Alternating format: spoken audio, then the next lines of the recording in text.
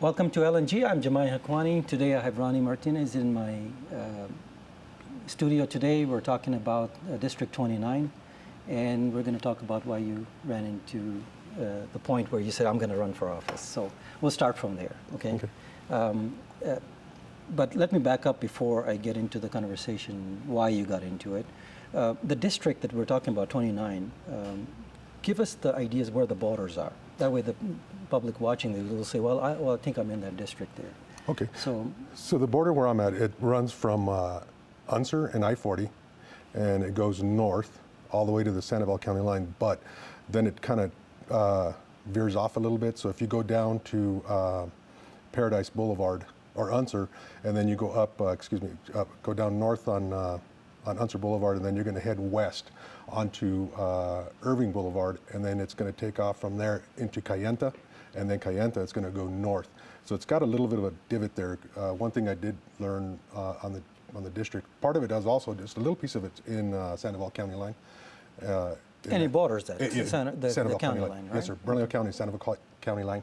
It borders there. And then when they redistricted, I had a lot of constituents calling me and telling me, you know what, hey, you're not on the ballot. And so I was kind of like, I'm not on the ballot? And they're like, yeah. And so finally I had to go back because there were several different maps that I was looking at.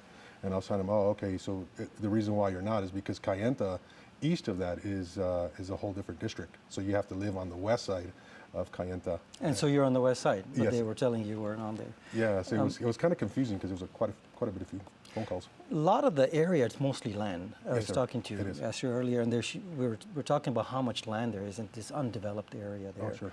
And I know at one time they were talking about development there and stuff. They were even talking about Paseo going all the way across, right? And I think they finished that project, right, mostly? They did. There's some construction going on right now. They widened Paseo Norte just west of Golf Course. They've actually added another 2 lanes as you pass Kayenta. When you get to Kayenta, then it runs down back to 2 lanes, one going east and the other going west, and stuff like that. Because they're just there on the south side of that, they're building. I think they're going to build some homes, but there is a lot of property. There's nothing going on right now, though, as far as like construction or anything, right? Because it all came to a freeze, right, after the...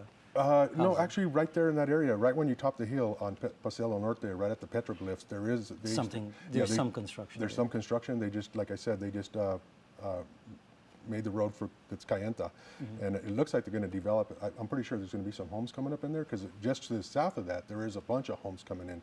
So it's like independent developers that are Yes. coming in and building like maybe 20 homes and 30 homes like Yes, that, right? exactly. There's no large like Centex or Pulte or any of these guys out there. I don't think that's what's coming in. I see. I'm not too sure, but yeah, there's quite a bit of land out there that needs to be developed, and that's one of the reasons why I'm running is because I do think that we need we need better infrastructure up there in Ventana Ranch right now because there's really nothing that we need. So we need another grocery store that I'd like to see. We need to get up there. We need to, as I'm knocking on doors, actually, a lot of constituents in the Paradise Hills are telling me that some of the kids that live in Paradise Hills are going to Cibola High School when because they can't go to school there. Exactly, and then there's Volcano Vista, which is would be in their area. So there's some stuff there. Maybe we could redistrict that and get the kids to go to the closest school. And so a lot of them, and the reason why we're talking about the roads is because some of them are walking to school and there's no sidewalks. They're having to walk on the street. And so that's one of the things that I like to go out and do is see if we can maybe put some sidewalks up there, get some street lighting, especially in the wintertime when it starts, winter rolls around, it gets dark really early and these kids are going to have to walk home after practice, football games or whatever. And for me as being a firefighter, that's a public safety issue that I think that's very valuable for our kids, for them to get home safely. Speaking of firefighter, you have about a 20-year career. I think you had 10 years, I think, as a volunteer, then you went into actual being a firefighter, right? Yes, sir. Talk a little bit about that way they know exactly what your background is. Okay. I know a lot because I studied your background, but then I think the constituents want to know, well, what does he do and what kind of thing. So you volunteered, I think, and Yes, you sir. became a dispatcher. I think that was the first. Yes, sir, one. dispatcher. So I started volunteering back in 1980. In 1980, I believe is when I started. Back then there was a junior firefighter program that they had, and my brother was a volunteer fireman. And one day he comes in with his bunker gear, I'm a 15, 16-year-old, and I look and I see this yellow helmet. I'm like wondering, well, what's this helmet? You know, so I put it on, but I had the shield backwards.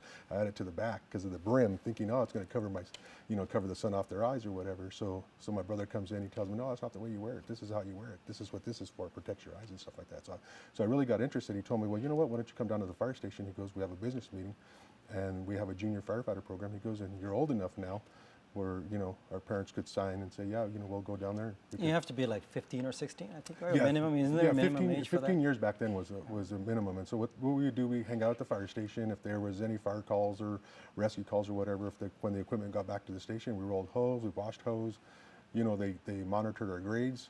You know, and if we weren't doing it at school, they would help us out. They would tutor us and stuff like that if we needed it, which was an awesome program back in the day, because the area I grew up in, which is the South Valley, it's a pretty hard area, you know. But I'm here today because of volunteering. They kind of mold you. And you and tell grew up in the South Valley, right? That's, Yes, I did. At least that's the way Yeah, I understand. I grew up in the South Valley. You were born and raised in the South Valley, I think, Yes, right? born and raised in the South Valley, right off of Trisco and Rosendo Garcia area is where I grew up. I went to Trisco Elementary, Ernie Powell Middle School, and then I graduated from Rio Grande High School. Yeah. And a lot of that area at one time, when you were growing up, wasn't very developed at that time. I think they was still trying to develop. Even right now, because of that unincorporated areas, Sure. the county has responsibility, if I'm correct on that. There's always that, okay, who fixes this? And I remember having these, because I live on the Westgate area. I didn't sure. live in the South Valley. And we always run into South Valley guys there, and we sure. always say that, well, we don't have light fixture, we don't have street lamps, we don't have proper streets, and Sure. Always that issue about incorporated area. Talk a little bit about that. What was that like? You worked in the unincorporated, I think. Yes, under the unincorporated, which the unincorporated areas is going to be the South Valley, the North Valley, and then if you look at the East Mountains and you look both north and south, all that on the other side, on the east side of the mountain, is all Bernalillo County, including this side is Bernalillo County. So I did do a lot of my time in the South Valley, but I worked up in the unincorporated areas in the East Mountains, which was a lot of fun because being a volunteer down in the South Valley, I learned a lot of stuff down here.